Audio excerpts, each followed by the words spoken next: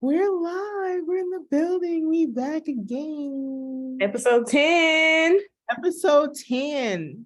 Why'd I say it like that? 10. Episode 10. Oh my God. Very excited about episode 10. Yeah, We're 10 episodes in.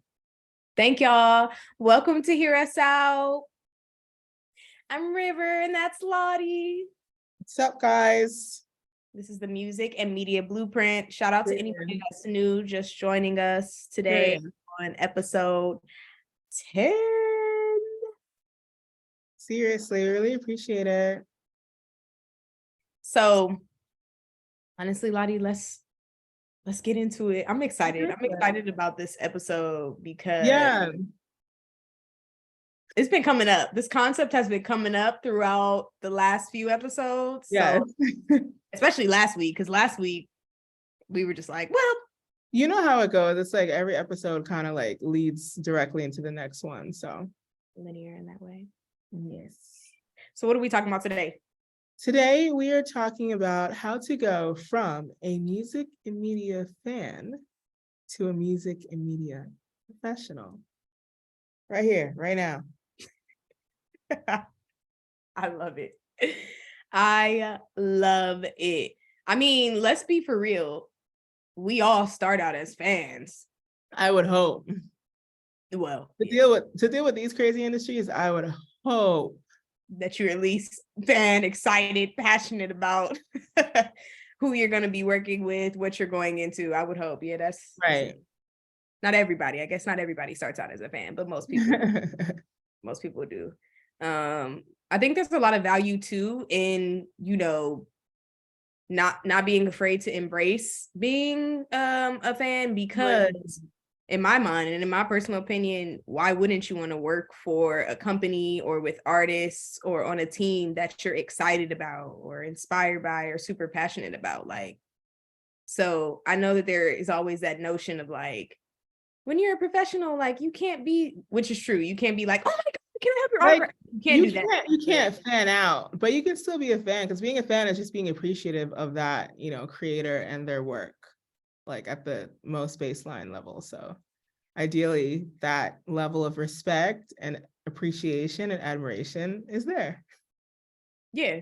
And I think one of the important things just to remember too is like, and I talk about this a lot, I feel like on here, is just remember people's humanity at the end of the day too. Like, I think that's a big part of making the transition from being a fan to a professional, is that like at the end of the day, like I love how you just articulated that, like you can be a fan, you just have to not fan out in those moments. Like, remember that there are also people too. They're trying to get their job done. They're trying to do what they need to do. If they hire you on their team, it's for a reason, and they expect for the job to be done. It's okay if you admire and you're looking up to their artistry or their creativity or whatever the case may be, but keeping in mind that you have to bring that business element into it always. But it's okay to be like, yeah, I really rock with your stuff. Like, you killed it on this one, maybe don't ask for, an autograph and try and sell it on eBay. Don't do that. You know what I'm saying? There's a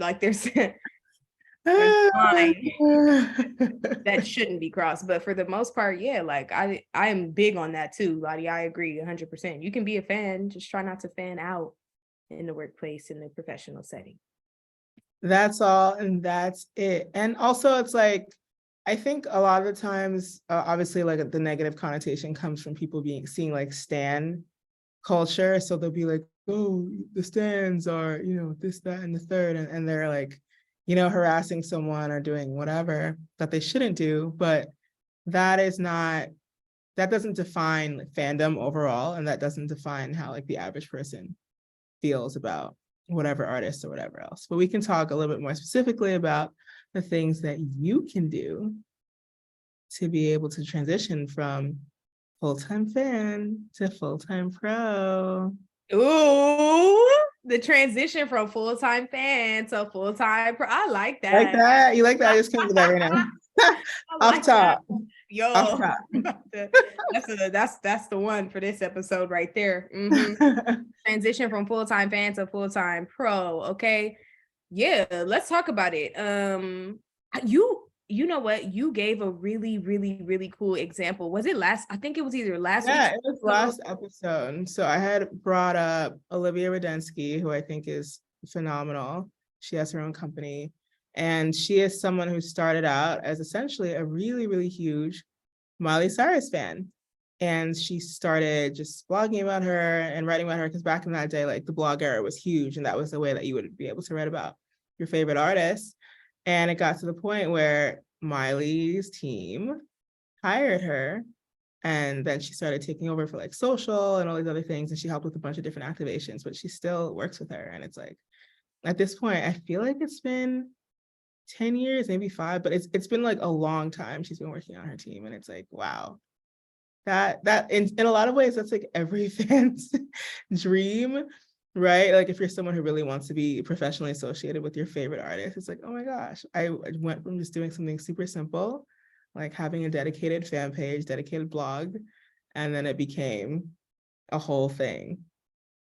Now, one of the big tips that I want to give when it comes to this too is like Lottie's talking about that blog era. And I think one of the things that stands out a lot, and I can definitely speak to it from a like person who was on the professional side and saw from various clients that I was working with, how fans would approach. And I think a lot of it comes with thought, like being thoughtful in it and whatever it is that you do, and tact, right? Like I think the cool part about like, if you're going to be a fan, right, and you have a blog or you have a podcast or whatever, that opportunity that you're giving yourself, utilize it in the sense that like show, your analysis, show your opinion in a thoughtful way, in a tactful way. You know what I'm saying? Like if you're going to analyze someone's recent album, really talk about it. Talk about what worked in your opinion, talk about what aspects of the production that you maybe noticed, talk about some of the creative choices that you maybe noticed, talk about the storyline for it, if there is one. Some albums have them, some albums don't, you know what I'm saying? Yeah, like no, I agree. Like the blog posts are a real opportunity for you to show your mindset, how you analyze, creative process, execution. That is how you actually and get that's hired. also, especially if you're someone who is like on like the marketing side, who wants to focus on anything in relation to social media or whatever, like there's so many, you can talk about this artist or like their body of work specifically in relation to the skill set that you're dope at. There really nothing beats being able to articulate in writing how you feel about something, regardless of what area that you work in. So it's funny because people talk about how now it's the return of the blog era, because low key now everybody has a newsletter, and newsletters just like blogs that go straight to your email, if we're being honest. Like they're blogs. Oh, so even myself, like not to plug, but to plug. Talk it. I launched another newsletter recently, like 3 weeks ago. And essentially I talk about all the things that happen in music and tech and all the things that I think are interesting in relation to those fields as it pertains to the creator economy. And so if you know me, and maybe even if you don't, if you follow me on social, again, I'm a huge Jack Harlow fan. I feel like I said this last episode. And so I wrote somewhat of an analysis and more so like an overview of like the things that I thought really worked with this project in relation to the rollout, in relation to the music, in relation to the timing. And it's just like, okay, like these are the things he did. This is why this resonates with the people who listen to him. This is why like this is a good like quote unquote comeback from like his previous effort and all this stuff. And it could be really as simple as that. It's like you like something, whether it's something the person did or something they released, or it could be, in relation to like merch or whatever. It's like I wrote about all that stuff. But it's so simple. It's so simple because here's the thing: if you're on social media or if you hang out with your friends who listen to music or whatever, you're probably talking about this stuff anyway. So it works to your advantage to be able to streamline it and have it in one place where people who might also be interested in the things that you're talking about can like check it out and be able to assess that stuff. And not to brag, but I did get a follow from one of his managers. So just saying that wasn't the point, by the way. But no, but you just talked about what we are saying here. It's like, there's different levels to fandom, right? And I think that if you're really interested in, and and this goes into another era or another industry too, which is in the media industry, which is journalism, that I think is super, super cool, especially now when we're in the midst of this huge creative explosion, revolution situation that's going on. And there are so many different people who are really like taking different like bold stances on things and really writing up their thoughts and their analysis and their here's why, here's how, and that it does work. Like, to Lottie's point, she just gave a real lot. She gave two examples, actually. She gave one of herself and then she gave one of Olivia as well. And I think those just go to show, you know, when at the end of the day, we talked about this on one of our earlier episodes where I was saying, like, I gave the example of like, you know, when you're the CEO of a company that you built 30 years ago and you're 30 years into the company, sometimes you need a set of fresh eyes to be able to see like what other innovation can be done. Because you've been looking at the same thing for 30 years. This is one of those opportunities where teams are actively looking, especially artist teams are actively looking for more innovative ways to get their artist's brand or their message or their identity out there to audiences, to other executives who are decision makers, just all of the different things, especially music artists as well, like creative ways of incorporating what this artist is working on when they're rollout, all type of different things. And the more you can be, you know, really articulating what it is about an artist that makes you a fan. And obviously, if you're just a fan for fan's sake, then love it. Just show them love. Everybody deserves their flowers. That be authentic. Say you like their music. Say why. You know what I'm saying? All of those different things. But if you're actually looking to transition into the industry and you are, you know, mainly just targeting certain artists because you're inspired by them and that's who you would want to work for, and you're trying to build out what your taste or your style or your approach would be, those are the key opportunities. Like, don't be afraid to share your thought process, because the more you share it, the more you start to really understand a lot of different perspectives and approaches. That's when executives that are on people's team are like, wait a second. Because here, let me say this.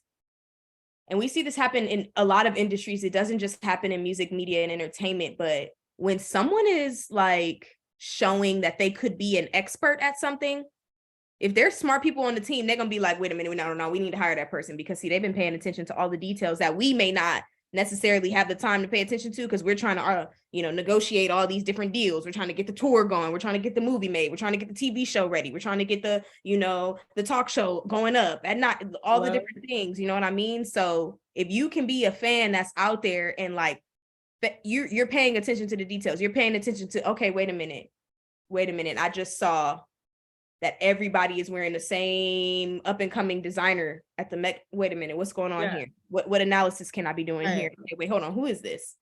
What's going on here? Okay, wait a minute. I just noticed that Rihanna's team is really trying to push her into a specific area in the fashion sense. They're being really strategic about what she's wearing on the red carpets. What analysis can I be bringing from that? That can get you a long way. No, a million. I love that you bring that. And here's the thing, right? Like, again, not to sound like a broken record, like content, whether it's written content or video content, that is honestly one of the best ways to showcase your abilities in the modern era. It's just like we live, you know how people say content is king? It's facts, because that is how people find out that you're doing this type of stuff. So like, actually one of my favorite people to follow, her name is KB. She's an independent creative director, music marketer. So she has a YouTube channel and she also has her TikTok where she'll go into like the specifics of certain things, like in terms of rollout, and also things that could have been done better or something that can be done next time and different. And it's just so interesting to see like her breakdowns of stuff, because it's just like, wow, again, you never know, you use the right hashtags and the right whatever, you never know who can find this stuff. And the next thing you know, you're hired as like a contractor to work on like a certain project or whatever else. So check her out. KB, it's KAYX Bryant, BRYANT on socials. But it's just like, bruh, there's no better way. And there's no better time, because it's like, everything is so fractionalized now when it comes to music and media, that it's just like every person in and of themselves is a platform.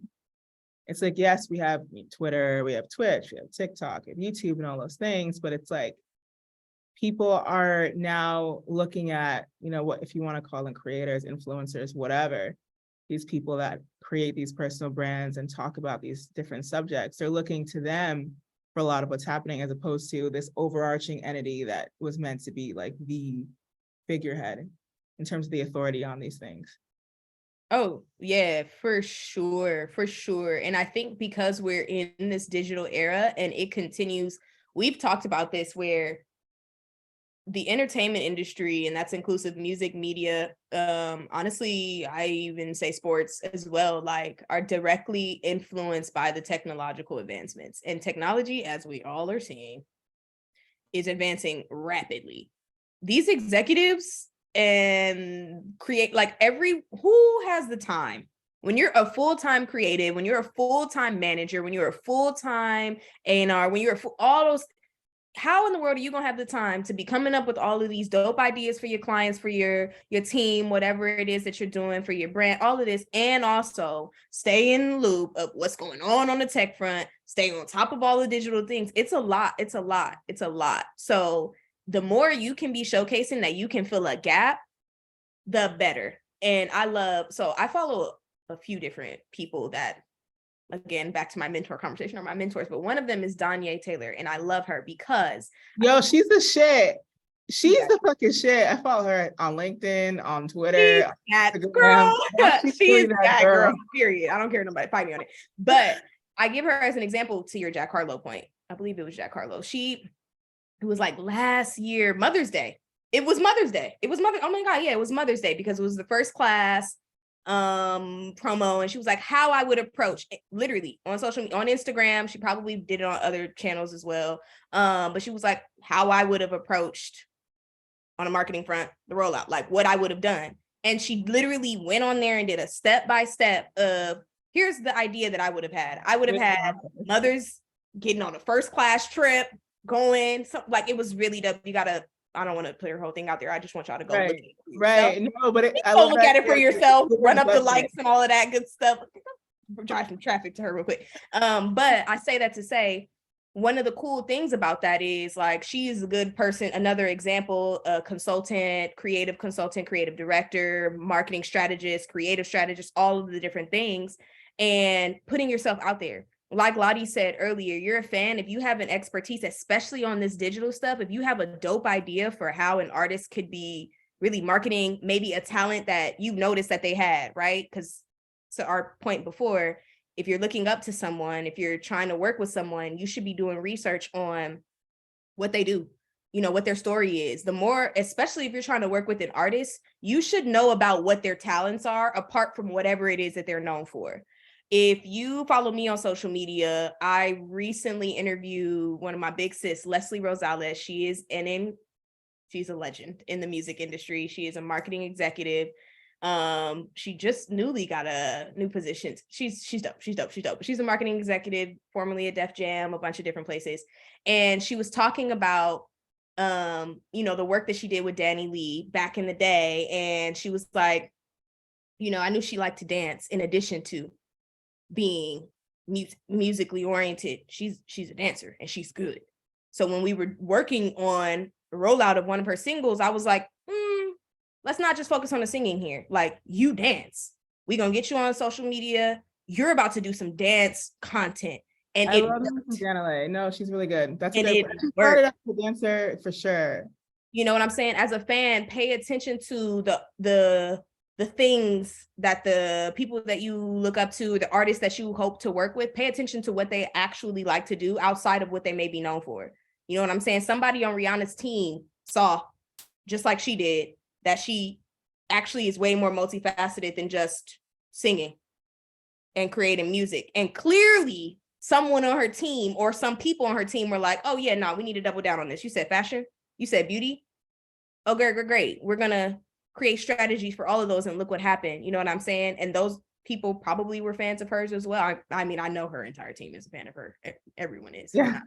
Who's not a fan of Rihanna? Like? But you get what I'm saying? So it's like really paying attention to those details from that fan perspective that can help you to kind of transition those type of opportunities, when you're covering them in your blog posts and your content or whatever. That helps you really plug in, and provide some opportunity for people to see how you think about what this artist could be doing.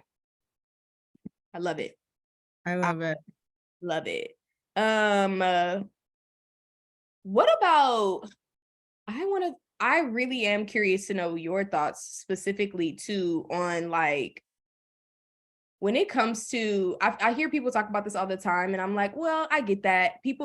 Sometimes people are apprehensive about putting their ideas out there because they're like, well, what if they take it and then they don't give me credit for it? Blah, blah, blah. Okay, so then come up with something else. I don't know. I just Keep it going. let's talk about this.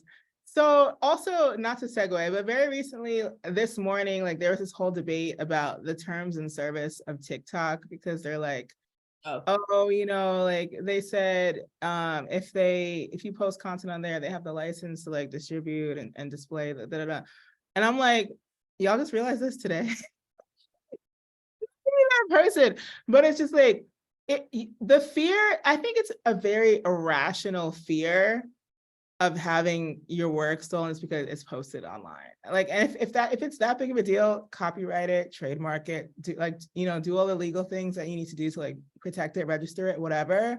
But it's like it's honestly almost better to post something and have it quote unquote stolen than to not post it at all and have no one even know that it exists. It's like, what is the actual fear here? Like, what's actually going to happen if that's the case? And it's like that we also have seen where someone has had their work outright stolen, whatever. You file a suit and that's a $10 million payday or whatever it is. It's just like, that to me is not a good enough excuse to not allow yourself to grow a base or to have the opportunity to have other opportunities just to, protect your IP.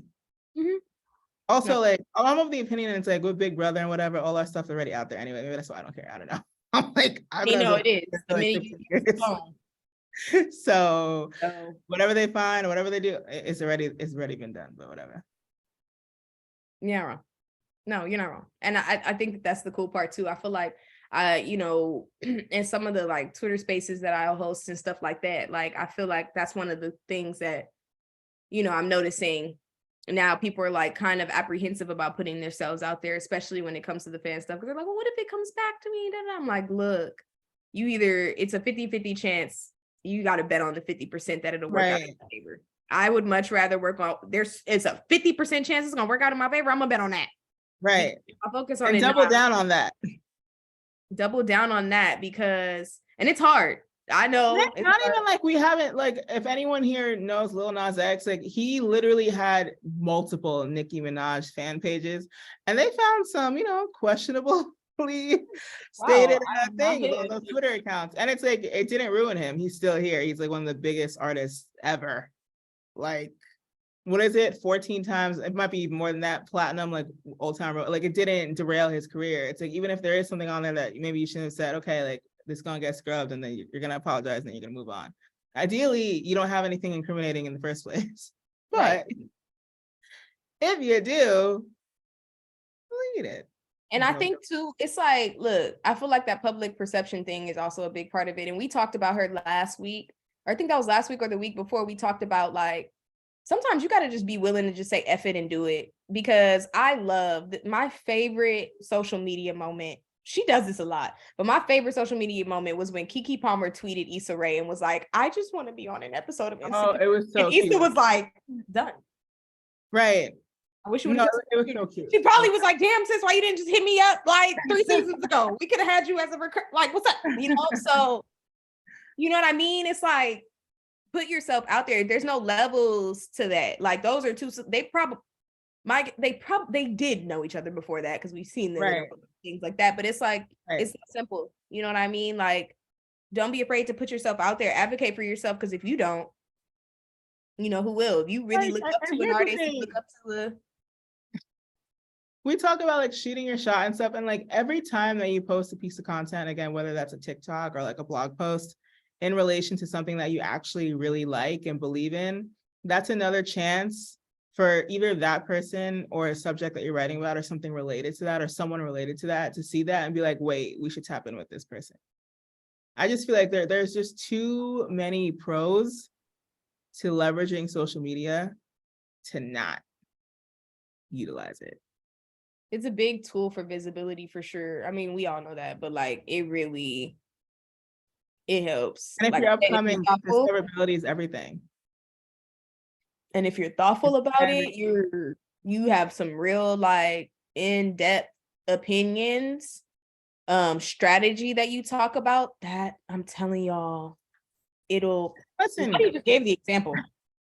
this applies also on the creative side too, though, because so you guys know Coco Jones, who's so fire.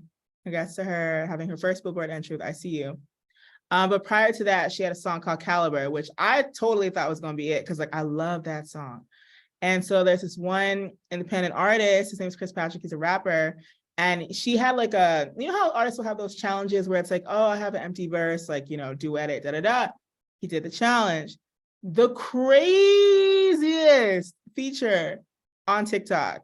He did his verse, he crushed it. It was so successful that he got more views on his duet than she had on the original video. I was shook. I was just like, oh my God. He's probably a fan of her, probably a fan of the music. Granted, it didn't result in an official feature, but I'm sure he gained so many fans. It went so well. The last time I checked, it had 100K views or 100K likes, whatever it was. But I was just like, this is crazy. And all he did was showcase his abilities in relation to someone he probably liked or probably was a fan of. It works for creatives too, like on either side. Mm-hmm. No, 100%. 100%. And obviously, you know, there's that line, but it's like, again, we're in a digital era. So things are a little different. You know, they have those remixes that you can do and all these different things that are on social media and stuff like that. So I get, you know, from a creative standpoint, it's like, well, I don't want to feel like I took something or I didn't have the rights to something and this and that and this and that. I get that too.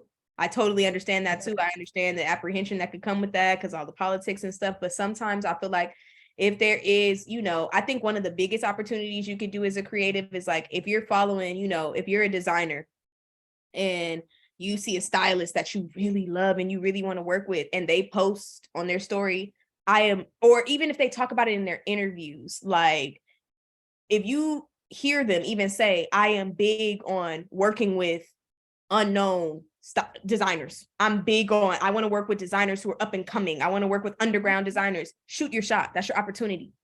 Like, go for it. Let them know, hey, I love your work. I love how you approach all of this. Every single person that you styled, I have absolutely nailed it to a T. Here is my portfolio. I would love to work with you sometime. You know what I'm saying? Like, those are the opportunities where you go from fan to literal collaborator, and it matters. But like, don't, you know, actually, so wait, no, let's talk about this.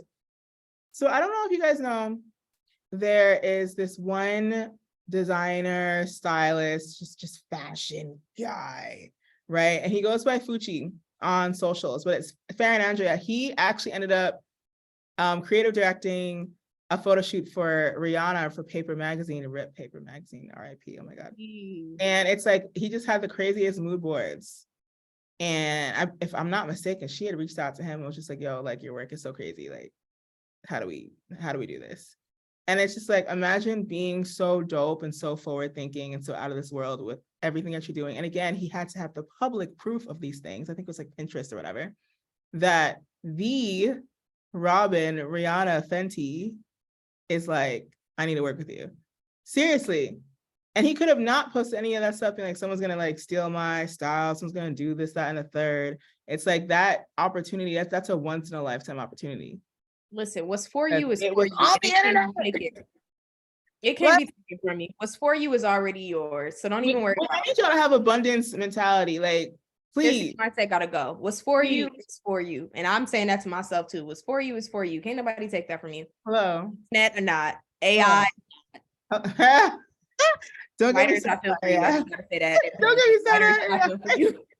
God help you. But you know what I'm saying? Like, yeah, like what's for you is for you. Can't nobody take that away from you. So don't even worry about all that. Like the opportunity was already set in stone for you. You just got to be ready for it to receive it.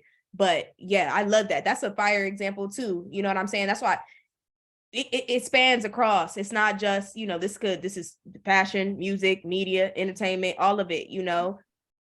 Athletes, y'all want to, you know, this trainer I love, like super dope, would love to work with him in off season, whatever, you know what I'm saying? Like, however it is, like, don't be afraid to acknowledge. I feel like the word, like, obviously, you know, there are some fans out there that are a little maybe too forward, I guess is the best way I could put that, a little too forward with their fandom, right? But at the end of the day, being a fan is just giving people their flowers. And I feel like the more that we can embrace just being okay with being like, yeah, I love what you do. I'm inspired by what you do. And I would love the opportunity to just continue to learn and grow with you. Here is what I can contribute. Like, the better off we'll all be. The worst that'll happen is that they see it and they don't respond, or they say no, or they say not right now, but maybe later. You know what I'm saying? Like, but at least you try for yourself. I think that's a big part of this conversation of going from fan to pro, is just to acknowledge, like, there's a line. Obviously, you know, I can give people their flowers. I don't have to be aggressive. I don't have to be overbearing about it. I don't have to be upset if they don't respond to me, because I can imagine how many people they have hitting them up right now. Start there. But I'm still going to give you your flowers because I feel like you deserve that. You know what I'm saying? I'm inspired by that, and I feel like it's what I should do. Let's talk about this. I really like the fact that you brought up some of that, because I think also, like, where things can go wrong is when there's this like weird sense of entitlement. So it's like, you know, it's so funny how things work with like IG stories for the most part, unless they change the settings. Anytime a celebrity posts on stories, and even on their feed, you can say something, you can respond to it, you can like it, you can send a reaction, whatever. And like, you're not expecting them to see it or respond, because you're just doing it because you admire whatever it was that was posted. But, you know, you hear about instances sometimes, and, you know, I'm not going to name any names, but it's like, you know, maybe you want to work with an artist, maybe this, you want to send them a beat, or maybe this, that, and a third. And people will go to social media and be like, oh, this artist has worked with so and so, but they haven't worked with me. Or, you know, I'm such a big fan, I've been supporting for like, you know, 15 years and they're not. And it's just like, okay, but if you were really a fan, you would respect the fact that that artist doesn't necessarily owe you anything. They've already given you the music, they've given you the performances, they've given you the content, and you as a fan enjoy consuming those things, right? So it's like, you're not entitled to their time or energy or anything else even outside that. So it's really, really, really important to check that.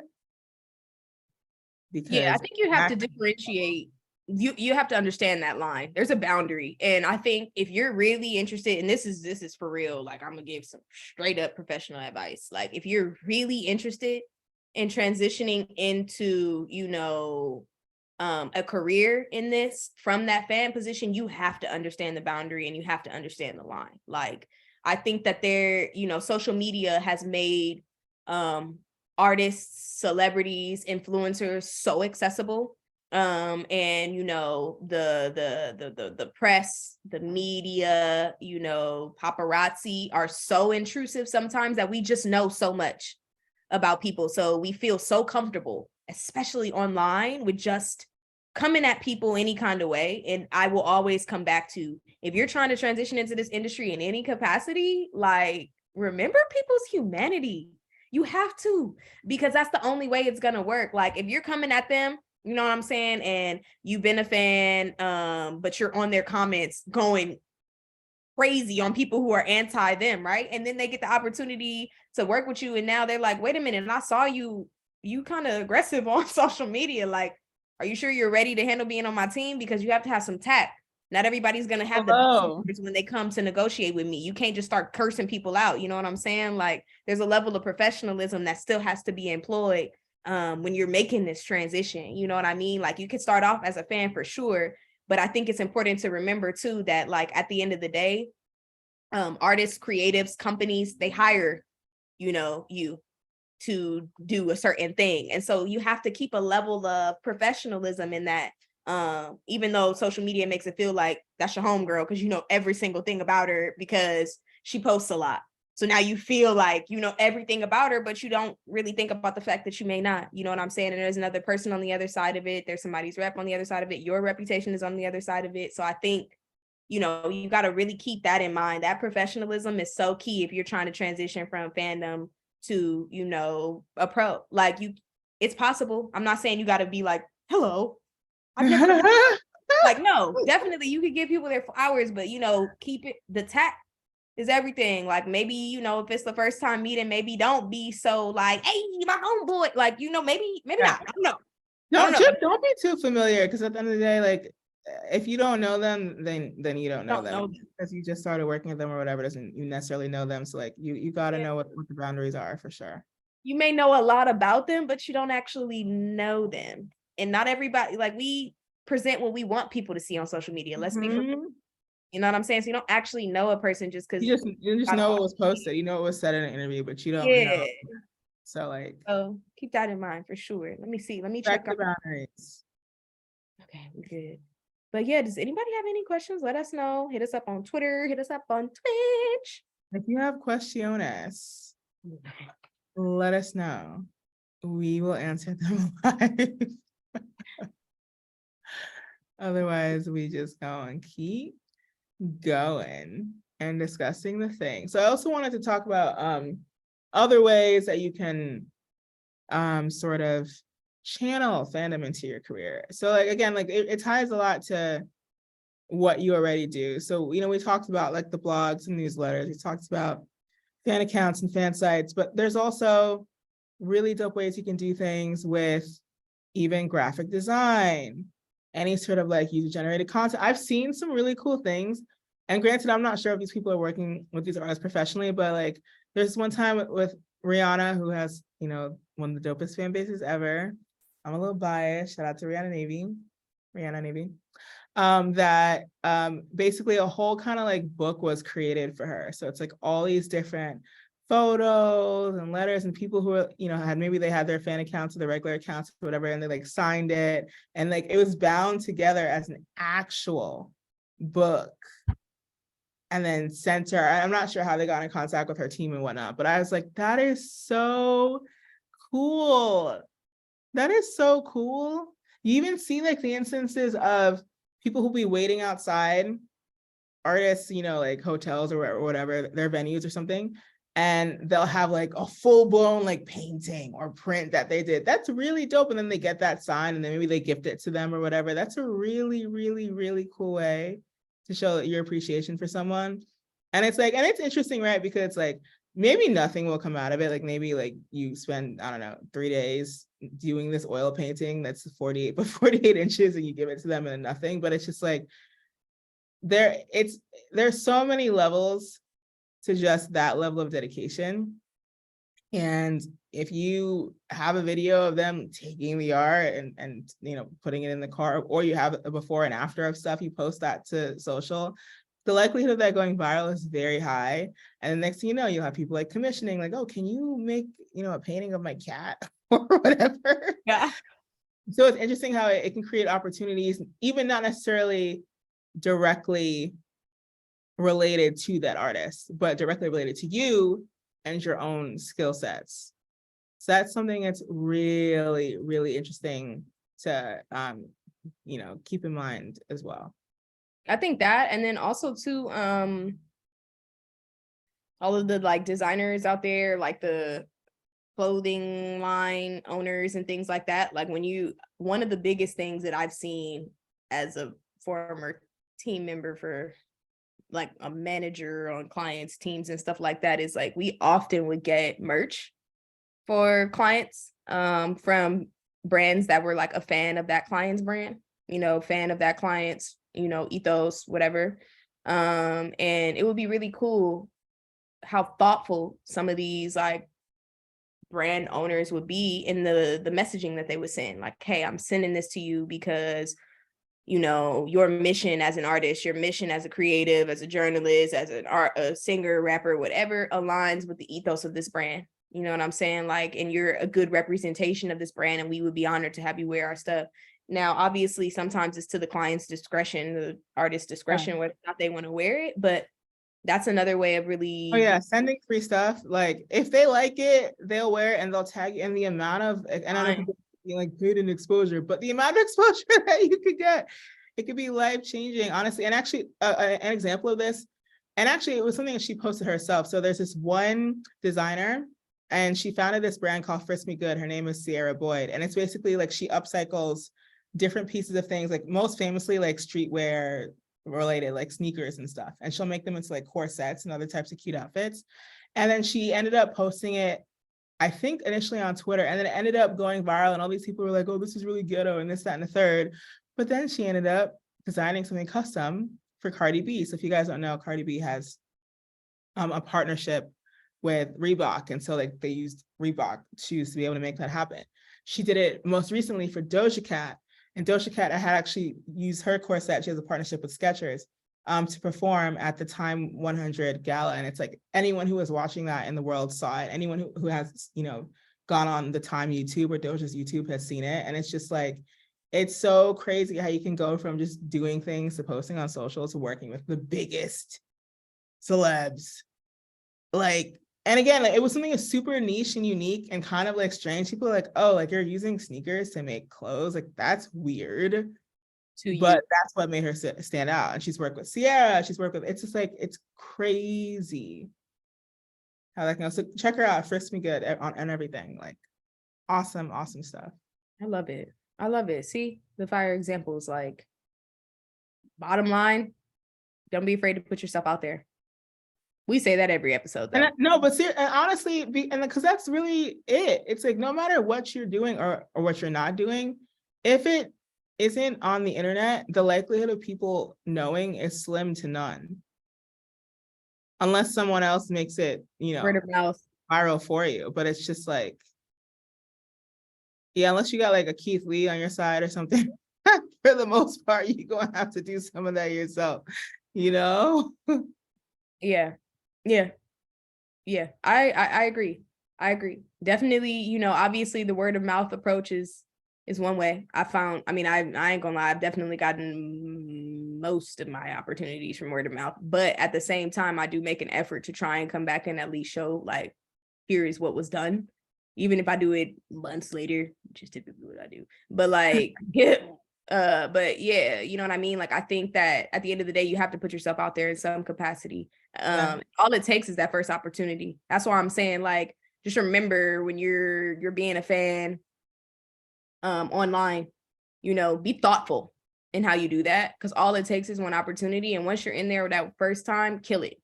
Because when you kill it, A, the word of mouth is already going to help you, but then B, more opportunity will come from that. You know what I mean? And just remember that whatever you put online in that same vein is there. Even when you think you took it down, they still got it somewhere.